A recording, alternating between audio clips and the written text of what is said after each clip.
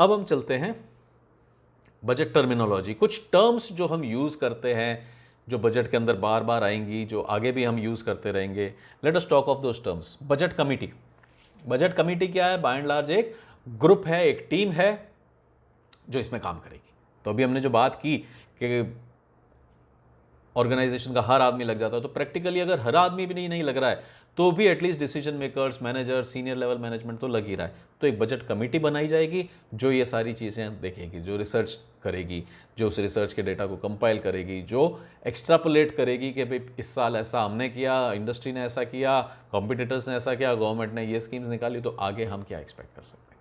तो वो budget committee का वो सारा काम है। तो basically it is a group of people from top level management, middle level management, supervisor and every level, her level का रिप्रेजेंटेशन होगा, हर डिपार्टमेंट का रिप्रेजेंटेशन होगा, और फिर उन लोगों का एक टीम बना ली जाएगी। वो टीम सारा कुछ ये देखेगी कि बजट हमारा सही से बन जाए, सही टाइम से बन जाए। Then there is a budget officer.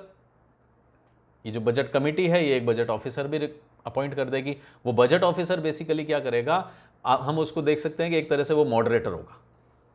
Hill be incharge, he'll be a moderator, क्योंकि एक टीम तो बन गई, कमिटी तो बन गई, लेकिन उसको कोई हेड तो करेगा। क्रिकेट की टीम होती है 11 जनों की, फुटबॉल की टीम होती है 11 जनों की, लेकिन एक कैप्टन तो होता है। तो सिमिलरली यहाँ पे हमारी बजट की कमिटी तो बन गई है, where everybody will give inputs, where everybody will work, where everybody will give data from research, लेकिन कोई एक जना होना चाहिए जो कंपाइल करे, गाइड करे, इंस्ट्रक्ट करे, सारा कुछ अक्यूमुलेटेड साथ में रख सके, तो वो बजट ऑफिसर होगा। Then there is budget manual. तो we have a budget committee, एक टीम जो अपने इनपुट्स देगी। मार्केटिंग से मैनेजर आ सकता है कि भाई मैं इतना बेच लूंगा, सेल्स एग्जीक्यूटिव्स हो सकते हैं, मैनेजर तो कह देगा अपना प्रमोशन लेने के लिए कि मैं 2 लाख यूनिट्स बिकवाऊंगा, लेकिन हो सकता है कि सेल्स एग्जीक्यूटिव कहें कि 2 लाख नहीं बिकता है, हम फील्ड के अंदर जाते हैं, हम दुकानों पर जाते हैं, हम घर में जाते हैं, तो 2 लाख नहीं बिकेगा। तो कमेटी के अंदर सेल्समैन भी होगा, मैनेजर भी होगा, फिर उस कमेटी का एक ऑफिसर होगा जो कि ये सारी इन्फॉर्मेशन कंपाइल करेगा, टाइमली सब कुछ आ जाए, सब जनों को कहेगा, याद दिलाएगा कि भाई आपकी तरफ से सामान नहीं आया। सो ये भी है बजट कमेटी, बजट ऑफिसर और बजट मैनुअल। बजट मैनुअल क्या होगा, वो जो पूरा बजटिंग एक्सरसाइज है उसका एक आउटपुट आएगा, एक फाइल होगी, एक प्रिंटेड पब्लिकेशन होगा, प्रिंटेड नहीं भी है तो एक फाइल होगी जिसको हम कभी भी रेफर कर सकते हैं कि किसने क्या कहा था।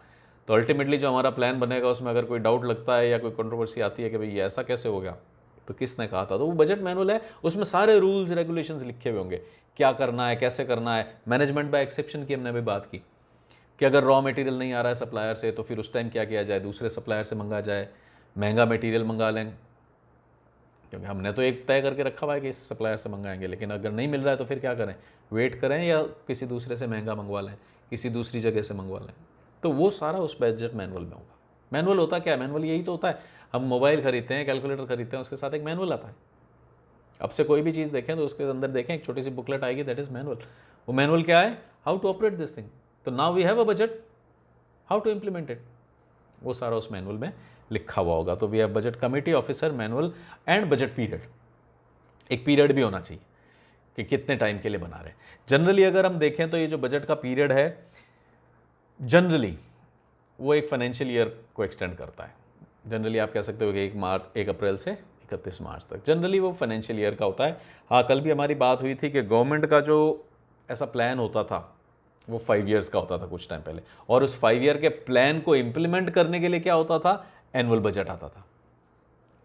तो ये एक एक्सरसाइज हो गई जहां पे मेरा एक ब्रॉड प्लान आ गया 5 साल का कि ये अचीव करना है, और फिर वो बजट क्या कर रहा है कि इसको कैसे अचीव किया जाए एनुअल बेसिस पे। जैसा कि अभी हमारी क्या बात हुई कि एनुअल बजट बनाती है ऑर्गेनाइजेशन कि साल में ये करना है, फिर उसको क्या कर देती है 6 महीने का, 3 महीने का कर देती है, फिर 3-3 महीने के हम 4 बजट्स बना देते हैं। तो सेम वॉज ओवर देयर कि वो 5 ईयर प्लान्स बनते थे और उनको वो प्लान्स थोड़े वेग होते थे, नंबर्स नहीं होते थे, उनमें होता था कि लिटरेसी बढ़ाएंगे।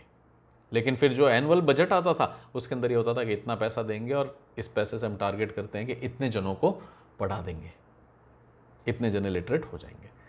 तो सेम इज द एक्सरसाइज। तो लेकिन एक बजट का पीरियड होना चाहिए, वो जनरली 1 ईयर होता है।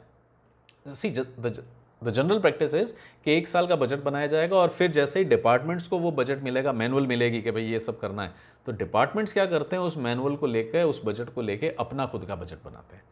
और खुद का बजट वो क्या करते हैं क्वार्टरली या हाफ ईयरली या मंथली लेवल पे बना लेते हैं, क्योंकि अचानक से 6 बुक्स खत्म नहीं होंगी 300-300 पेज की। आपको एक प्रोग्राम बनाना होगा और उस प्रोग्राम के हिसाब से चलना होगा कि एक बुक हो जाए या एक एक चैप्टर हो जाए या आधी आधी बुक सबकी हो जाए, फिर नेक्स्ट फेज के अंदर आधी आधी बुक और होगी। You need a plan. तो उसी तरह से क्या होता है कि अचानक साल भर का टारगेट अचीव नहीं होगा, उस साल भर को तोड़ लिया जाता है। तो वहाँ पे फिर हम कह सकते हैं कि शॉर्ट टर्म बजट्स हो जाते हैं, बिल्कुल ही जो शॉर्ट टर्म होंगे जनरली 1 साल का, बट येस 5 से 10 साल के भी 20 साल के भी बजट्स होते हैं। देन फाइनल थिंग इज, एक बजट टर्मिनोलॉजी के अंदर जो इंपॉर्टेंट थिंग है वो है प्रिंसिपल और की बजट फैक्टर। सुनने में तो ये प्रिंसिपल या की बजट फैक्टर लग रहा है, लेकिन ये एक्चुअली क्या होता है, एक लिमिटिंग फैक्टर होता है। बजट हमेशा किसके लिए बनाया जाता है? जब सब कुछ सही चल रहा है, खूब ग्रोथ हो रही है, 20-25% की हम हर साल ग्रोथ कर रहे हैं, तो फिर बजट की कहां जरूरत है? प्लानिंग किसकी करते हैं हम? जो चीज़ सही नहीं चल रही, जो चीज़ हमारे को लग रहा है कि गड़बड़ हो सकती है, हम सारी प्लानिंग किसकी करते हैं? अगर मेरे को न्यूमेरिकल्स अच्छे आते हैं तो न्यूमेरिकल की मेरे को चिंता नहीं होती।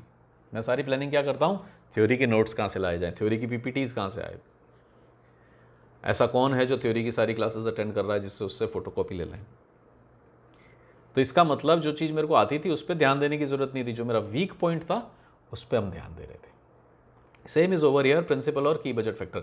जब भी हम एक बजटिंग एक्सरसाइज में उतरते हैं तो कोई ना कोई की फैक्टर पकड़ते हैं कि ये एक ऐसा एरिया है जहां मुझे काम करना है, और फिर उस की फैक्टर को पकड़ के उसके आसपास बजट बना दिया जाता है। ठीक है, वो भी की फैक्टर्स क्या हैं अभी अपन देखते हैं। तो यहां पे क्या होगा, जैसे अभी हमारे साथ क्या हुआ कि भाई मेरी थ्योरी थोड़ी वीक है, तो मैं एफर्ट कहाँ करूंगा थ्योरी में, क्योंकि numericals I know I can deal, मेरे को जब टाइम मिलेगा मैं प्रैक्टिस कर लूंगा।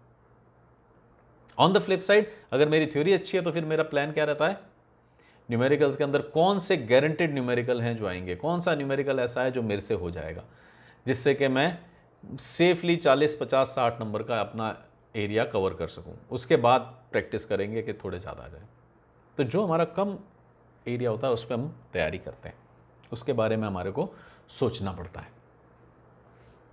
इंडिया को 1, 2, 3 की चिंता नहीं करनी पड़ती है, नंबर 4 की लड़ाई चलती रहती है कि नंबर 4 पे कौन आएगा। नंबर 4 फिक्स हो जाता है तो सारी लड़ाई ओपनिंग की चलती रहती है। जैसे ही हम ठंडे देश में जाते हैं, फॉरेन जाते हैं, इंग्लैंड गए, साउथ अफ्रीका गए, जहाँ बाउंसी ट्रैक्स हैं बाय एंड लार्ज, तो वहाँ जाते ही हमारे साथ प्रॉब्लम्स क्या आ जाती है कि ओपनर किसको रखा जाए। तो जो कमज़ोर एरिया होता है हम चिंता किसकी करते हैं, उसकी करते हैं। तो वही यहाँ पे भी होगा कि प्रिंसिपल और की बजट फैक्टर कौन होगा, जो हमारे को कमज़ोर लग रहा है, जहाँ हमें लग रहा है कि we need to work upon it. Principal और की बजट फैक्टर वो कैसे है वो भी अपन देखते हैं। तो बजट कमेटी क्या है, अगर हम देखें तो बजट कमेटी का आइडिया समझ में आ गया कि it is a team, core members हैं सारे, और उनको करना क्या है, to provide general guidelines for preparing budgets. वो सब जने जनरल गाइडलाइंस बनाएंगे, टॉप लेवल मैनेजमेंट है, सबको बता देंगे हाँ भाई ये अपना टारगेट है, इसके लिए बजट तैयार करो। आपको कह दिया कि इंटरनल है 3 यूनिट का, तो मैंने तो टारगेट दे दिया टॉप लेवल मैनेजमेंट ने, अब आप प्लानिंग करोगे कैसे होएगा। तो to provide general guidelines for preparing budgets, to offer technical advice whenever needed, क्योंकि सीनियर्स हैं यहाँ पर, मैनेजर्स हैं। To receive and review budget estimates from respective departments, सारे डिपार्टमेंट्स से जा कर के उनका जो बजट है, उनका जो आइडिया है कि वो इस साल क्या कर सकते हैं, कितनी ग्रोथ कर सकते हैं, कितना पैसा खर्च सकते हैं, कितना पैसा जुटा सकते हैं, उन सबसे उनका बजट लिया जाए, एस्टिमेट लिया जाए, उनका अंदाज़ा लिया जाए। तो बेसिकली वो क्या रहा है, ये कमेटी बन गई है, ये गाइड कर रही है, इंस्ट्रक्ट कर रही है, सबसे डेटा ले रही है, टू सजेस्ट मॉडिफिकेशंस और changes alter after reviewing the individual budgets. अगर कोई मॉडिफिकेशंस हैं कि भाई सब जनों ने अपना अपना दे दिया रिपोर्ट, हमने कह दिया कि भाई अगले 1 महीने के अंदर सबको अपनी अपनी रिपोर्ट्स दे देनी है कि वो कैसा बजट एक्सपेक्ट करते हैं। सबकी रिपोर्ट्स आ गई, फिर हम उनको कंपाइल करते हैं और देखते हैं कि ये थोड़ा गड़बड़ लग रहा है, ये थोड़ा ज़्यादा है, ये थोड़ा कम है, वापस से देते हैं कि भाई इसके अंदर ये मॉडिफिकेशंस कर लिए जाएँ। टू रिकनसाइल डाइवर्जेंट व्यूज़, अब वो वापस से आ जाते हैं कि नहीं हम तो इतना ही बनाएंगे, मार्केटिंग कहता है कि हम तो 40,000 बेच सकते हैं, प्रोडक्शन कहता है कि हम तो 30 ही बना सकते हैं। हो सकता है हमारे पास मशीन नहीं हो सकता है हमारे पास मैन पावर नहीं हो। तो अब अगर कहीं पे डाइवर्जेंट व्यूज़ आ रहे हैं, कहीं पे ऐसा हो रहा है कि ये अलग अलग डायरेक्शंस में जा रहे हैं, तो बात करते हैं, बैठते हैं, लेट अस रिकनसाइल। हो सकता है 40 इज टू मच, हो सकता है 30 इज टू लेस, 32,000, 33,000, 34,000, 35,000, जैसा भी अपने रिसोर्सेज में पॉसिबल होगा, will try.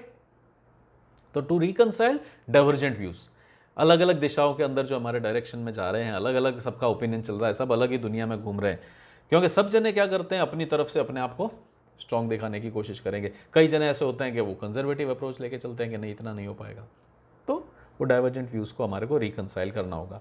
To coordinate the budgeting activities of various departments, सारे डिपार्टमेंट्स हैं, सारों के मैनेजर यहाँ हैं, तो अब ये टीम क्या करेगी, कोऑर्डिनेट कर सकती है, क्योंकि हर एक का मैनेजर हमारे यहाँ है, हर एक का सुपरवाइजर हमारे यहाँ है, तो कोऑर्डिनेट हो जाएगा। टू अप्रूव बजट्स विद और विदाउट चेंजेस, जो सारे बजट्स आए हैं उनसे हम एक बजट बना लेंगे, और हो सकता है किसी के जो बजट आए थे किसी डिपार्टमेंट में उसमें हम चेंजेस कर दें, हो सकता है किसी का budget as it is accept हो जाए। तो वो डिपेंड करता है कि किस तरह से हमारा सारा डिस्कशन चला, रिसर्च ने बताया। और finally we have to scrutinize budget reports by comparing the budget with actual performance and determine the responsibility for favorable or adverse results. Scrutinize budget reports by comparing the budget against actual. जब एक budget आ गया है हमारे पास, जब हम ये budget committee तो साल भर रहेगी, अभी वो बजट बनवा रही है, फिर बजट को इंप्लीमेंट करेगी, मॉनिटर करेगी, तो बजट कमेटी को तो रहना है साल भर, बजट ऑफिसर को भी रहना ही है, बजट मैनुअल को भी रहना है, बजट पीरियड तो है ही साल भर का, प्रिंसिपल की बजट फैक्टर के इर्द गिर्द सब रिवॉल्व कर रहा है, तो जो भी चीज़ आएगी वो साल भर रहेगी। तो अब हम क्या करेंगे, to scrutinize budget reports by comparing the budget with actual performance, कि हमारा बजट ये था कि 25,000 यूनिट बिकनी चाहिए एक क्वार्टर के अंदर 3 महीने में, लेकिन 22 ही बिकी। अब इसको स्क्रूटनाइज करो, क्यों हुआ ऐसा, 25 की जगह 28 बिक गई है, तो भी चेक करो, अच्छा 28 बिक सकती है क्या, पोटेंशियल है क्या, या इन्होंने ज़्यादा बेच दिया है, या इन्होंने उधार में बेच दिया है, कहीं बैड डेट्स तो जनरेट नहीं होएगी। तो वो जिस तरह की भी स्क्रूटनी है, तो to scrutinize budgeted figures and actual figures, और फिर फेवरेबल है चाहे एडवर्स हैं उनका फिर बाद में बताना। फेवरेबल है 28,000 बेच दी तो कोई नुकसान की बात नहीं है, लेकिन अगर 22,000 ही बेचिए तो गलत बात है। तो फेवरेबल हो चाहे एडवर्स हो, उसके लिए रिस्पॉन्सिबिलिटी फिक्स करना कि भाई आपके यहाँ से ऐसा क्यों हुआ, जब हमने इतना एक्सपेक्ट किया था तो आप बजट को मिस कैसे कर गए। तो ये बजट कमेटी हो गई, basically a group which is coordinating all the activities. Budget officer को अगर हम देखें तो बजट ऑफिसर का क्या काम है, to supply information to executives regarding past operations to guide them in preparation of new budgets. Past में कैसे बजट्स बने थे, पिछले साल उन्होंने कहाँ से डेटा लिया था, पिछले साल उन्होंने किससे बात की थी, कौन से टूल्स यूज़ किए थे, वो टीम्स को बता देगा जिससे कि वो अपना आगे का बजट बना सकें। फिर to collect estimates of costs from executives departments heads sales executives. अब वो जो कमिटी है जिसको कि सारा डेटा कलेक्ट करना है, तो बेसिकली वो ऑर्डर्स कौन निकालेगा, कोऑर्डिनेट कौन कर रहा है, ऑफिसर, कि सब डिपार्टमेंट से मेरे पास इंफॉर्मेशन आ जाए, सब डिपार्टमेंट्स अपनी अपनी रिपोर्ट भेजो, सब डिपार्टमेंट टाइम से अपनी रिपोर्ट जमा कराओ। To collect estimate costs from executives department heads and sales executives etcetera, जो भी टीम है उनसे। To receive departmental estimates and incorporate them in master budget. Departmental estimates, हर डिपार्टमेंट से आप एस्टिमेट्स लीजिए कि हाँ भाई आप कितना एक्सपेक्ट करते हैं, आप कितना एक्सपेक्ट करते हैं, आप कितना एक्सपेक्ट करते हैं, तो वो सारा बजट लाया जाए और फिर एक मास्टर बजट बनाया जाए। व्हाट इज मास्टर बजट, पूरी ऑर्गेनाइजेशन का बजट। मास्टर बजट क्या बताएगा, प्रोडक्शन बजट क्या है, फाइनेंस बजट क्या है, कैश बजट क्या है, सेल्स बजट क्या है, मार्केटिंग बजट क्या है, सारे के सारे बजट्स उसके अंदर होंगे। तो ये जो बार बार हम डेलिब्रेशंस कर रहे हैं कि उससे बजट लाए, उसको कहा कि नहीं ये सही नहीं है, इसको ठीक करके लाओ, ये ज़्यादा लग रहा है, ये कम लग रहा है, तो ये सब कुछ जब हो जाएगा तो फिर जो एक बजट बनेगा that will be master budget. Master budget की हम बात करेंगे 2-3 दिन के अंदर, 2-3 लेक्चर के बाद जो हम मास्टर बजट पे पहुंच जाएंगे, जब उसके न्यूमेरिकल्स करेंगे तो we'll again talk of master budget की वो क्या है। Prepare a master budget to everybody of any modification made in their original budget. अगर किसी के ओरिजिनल बजट जो सजेस्टेड बजट था उसके अंदर कोई मॉडिफिकेशंस हुई हैं तो उनको ये भी बताना है कि भाई आपके बजट के अंदर हमने ये रेक्टिफिकेशंस किए हैं। To issue daily weekly monthly reports and statements comparing and analysing actual budget. अब अगर हम देखें तो कमिटी भी यही कर रही थी कि कंपेयर कर रही थी कि एक्चुअल क्या हुआ और बजटेड क्या था। अगर कम है तो रिस्पॉन्सिबिलिटी सेंटर्स को पकड़ा जाए कि कौन गड़बड़ कर रहा है, सेम इज ओवर ईयर, क्योंकि ये वो एक फेस है, ये वो इंडिविजुअल है जो बेसिकली कंपनी के डिसीजंस को इंप्लीमेंट कर रहा है। तो by and large we can see whatever committee is planning is being executed through budgeting officer, ये भी वही काम करेगा। To issue weekly daily reports, जैसा भी उनका डिसाइड हुआ है कि भाई जो एक्सपेक्टेड था और जो अचीव किया उसके अंदर क्या गैप्स हैं। To supervise the preparation and revision of budget manual, कि जो हमारा बजट मैनुअल बन रहा है उसको देखना, उसके अंदर किस तरह का फॉर्मेट रहेगा, मास्टर बजट कैसा रहेगा, इंडिविजुअल बजट्स कैसे रहेंगे, टाइमली बन जाएं, सबसे रिपोर्ट्स आ जाएं, कमेटी मेंबर्स कौन है उनका रिव्यू ले लेना, फीडबैक ले लेना, वो सारी चीज़ें कंपाइलेशन वगैरह कौन कर रहा है, supervise preparation and revision of budget manual. तो वो जो कमेटी बनी उसमें ये एक रिस्पॉन्सिबल था इंडिविजुअल, वो ये सारा काम देख रहा है और अब ये क्या कर रहा है, अपनी मेहनत से सारा कुछ बजट मैनुअल बनवा रहा है।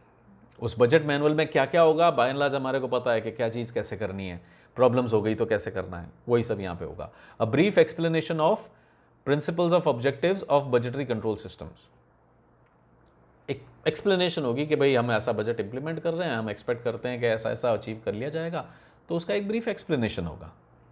फिर detailed procedure to be followed in preparation of budgets and scope and areas to be covered, कि जो भी हम बजट्स बना रहे हैं, जो स्कोप रहेगा, कैसे टारगेट्स अचीव किए जाएंगे, उसके लिए भी एक प्रोसीजर होगा कि भाई किस तरह से हमारे को काम करना है, किन स्टेप्स में चलना है, कहाँ पे हमारे बार बार रिव्यू होंगे, मंथली, क्वार्टरली, एनुअल, जैसे भी रिव्यूज़ हैं, तो वो सारा इस मैनुअल के अंदर लिखा हुआ होगा। A statement defining the lines of authority and responsibilities of various executives, के कौन कौन अथॉरिटी सेंटर रहेंगे, पावर सेंटर्स रहेंगे, रिस्पॉन्सिबिलिटी सेंटर्स रहेंगे, किन किन के पास चार्ज होगा कि हाँ आप ये काम करवा दीजिए।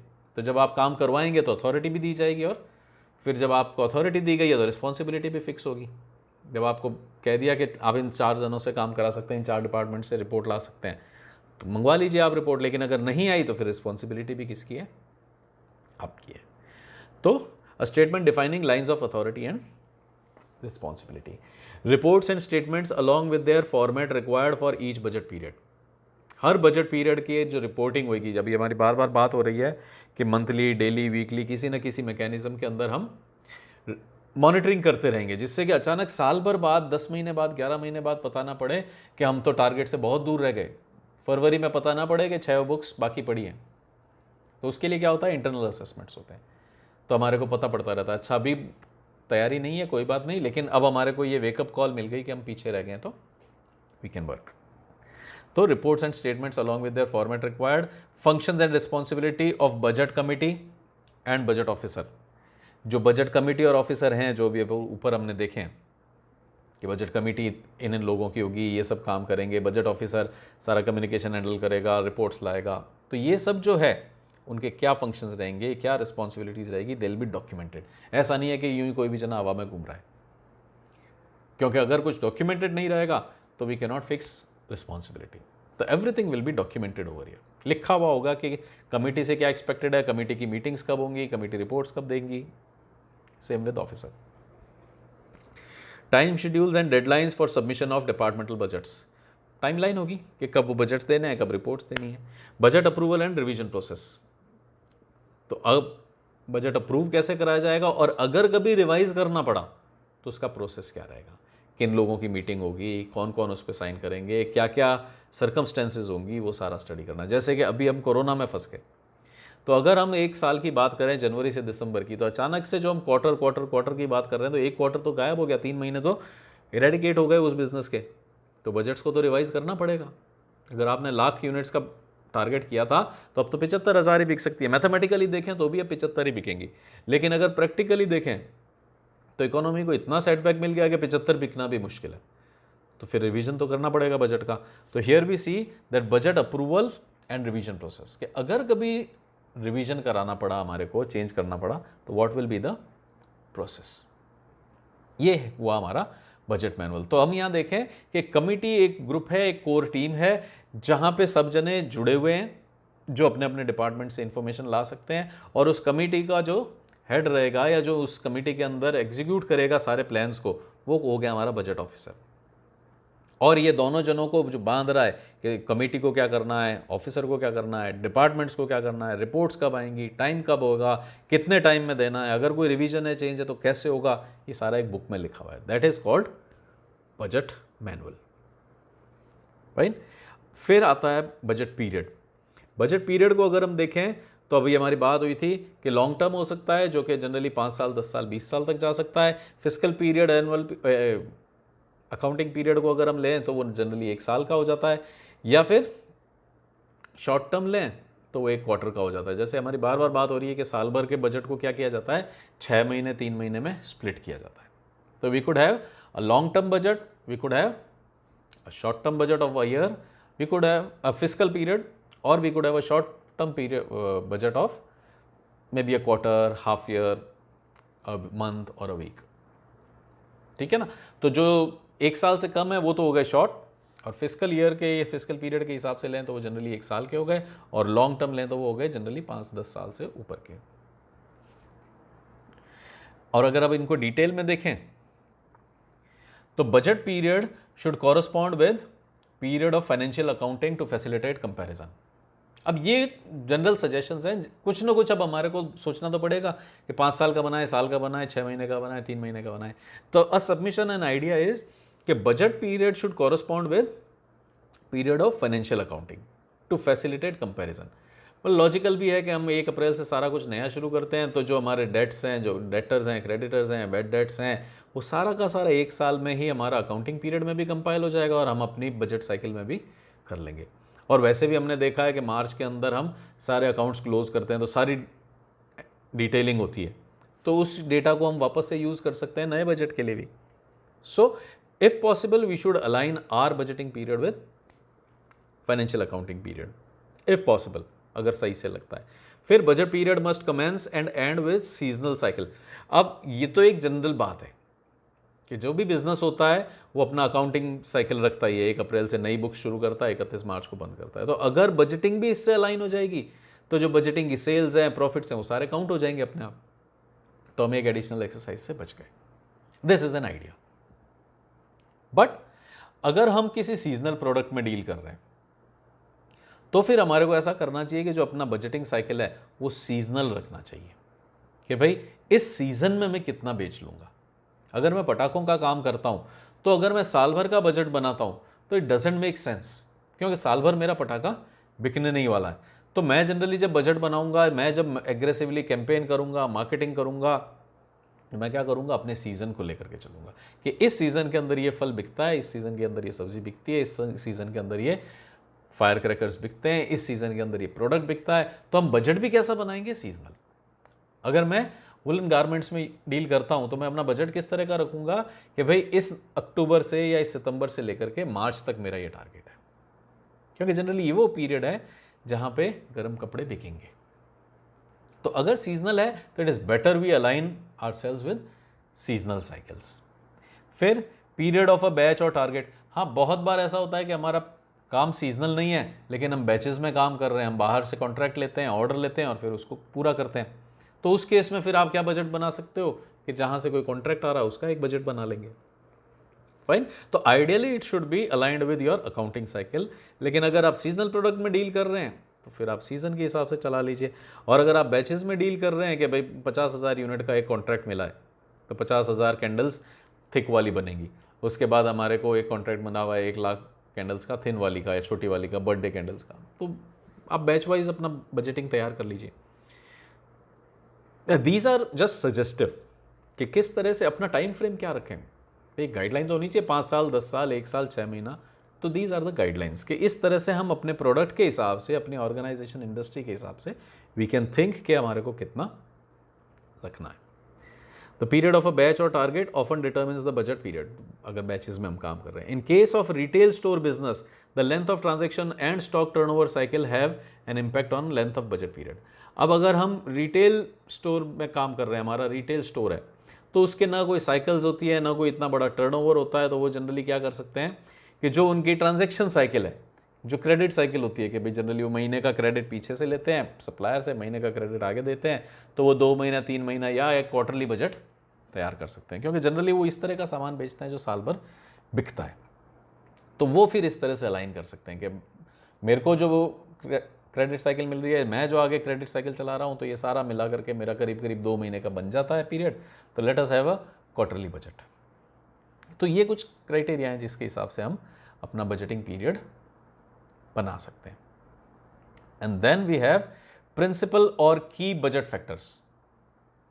ये क्या बात हुई थी हमारी कि वो प्रॉब्लम एरिया जिसके कारण हम ये सब कर रहे हैं, ओपनर सही से नहीं मिल रहे, इसलिए हम सारे मैचेस में क्या ढूंढते हैं, ओपनर्स ढूंढते हैं।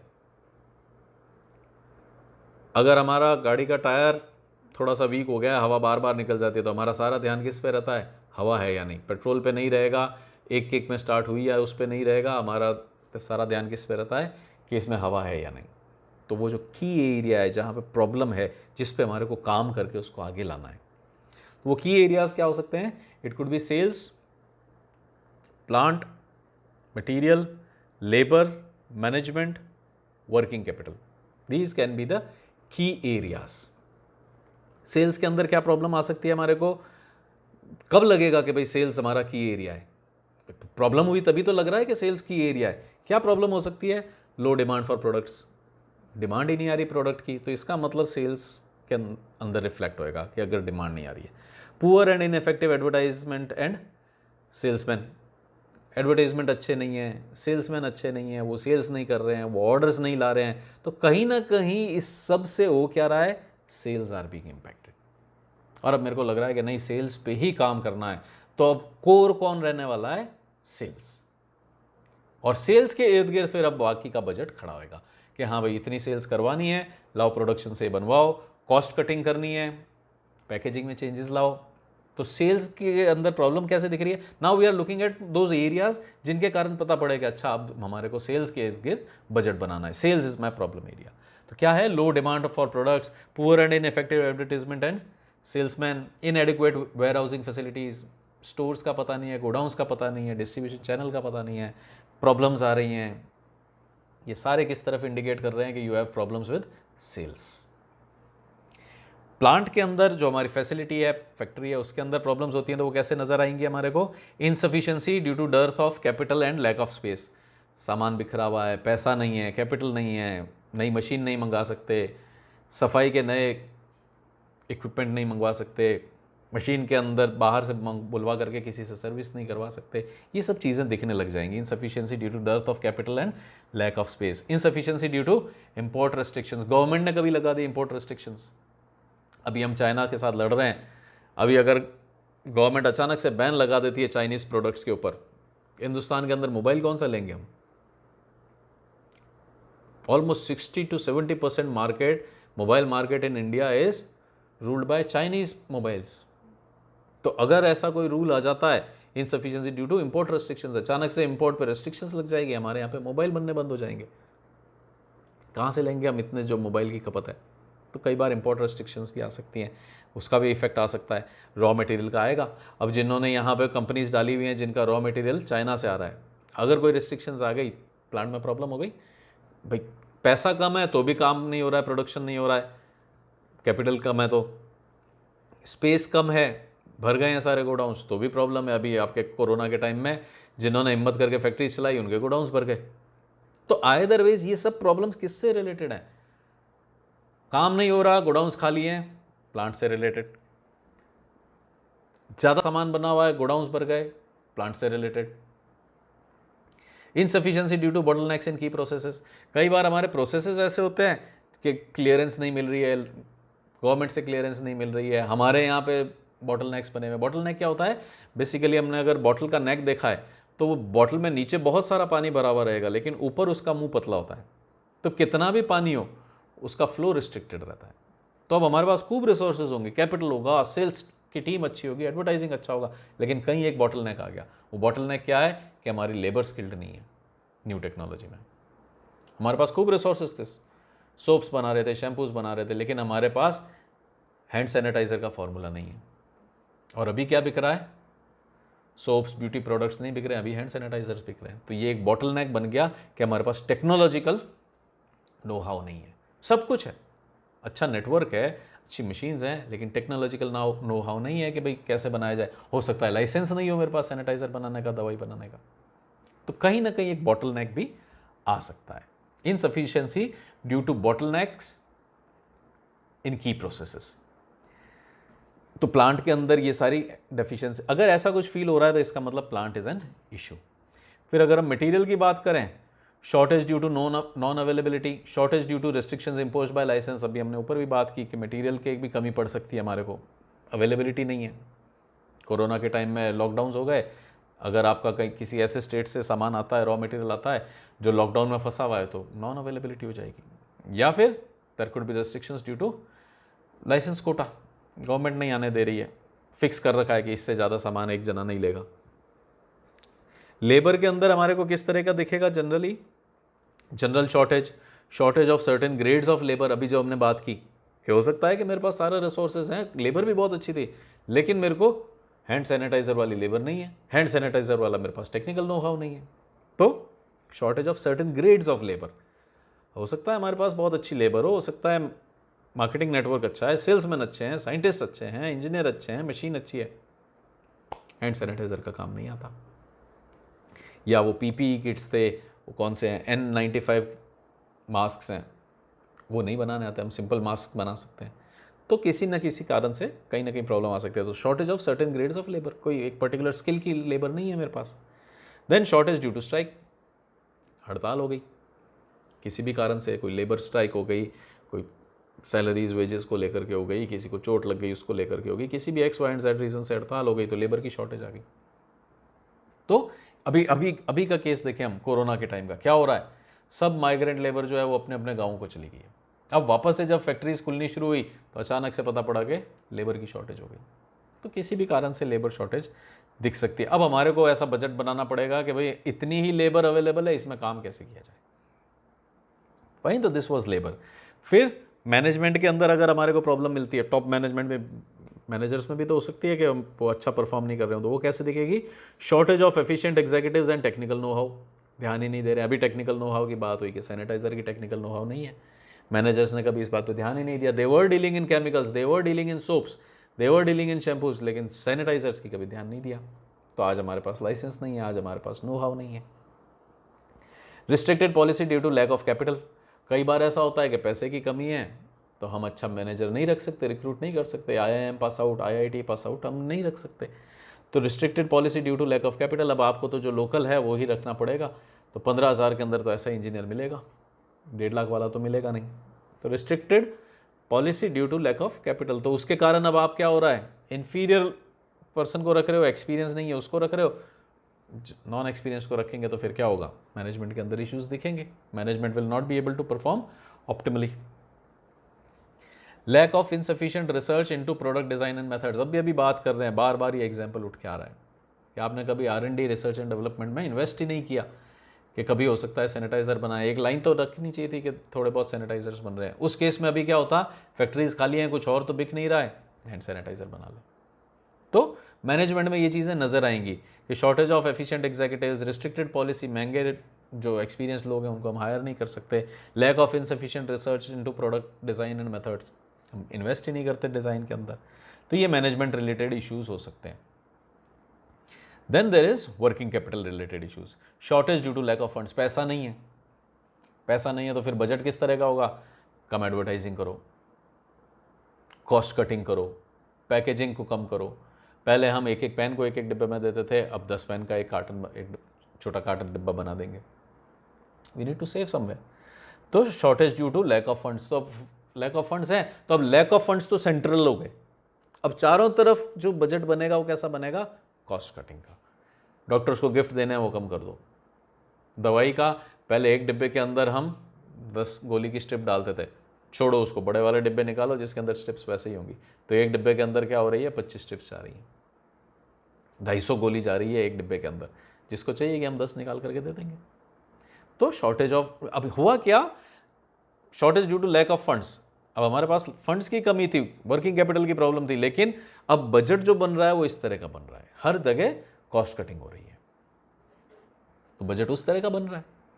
इनएफिशिएंट यूज ऑफ कैपिटल, हो सकता है कि हमने जो पास्ट में पैसा यूज किया वो अच्छे से भी यूज नहीं किया हो, तो उसके कारण we made use of capital इनएफिशिएंटली।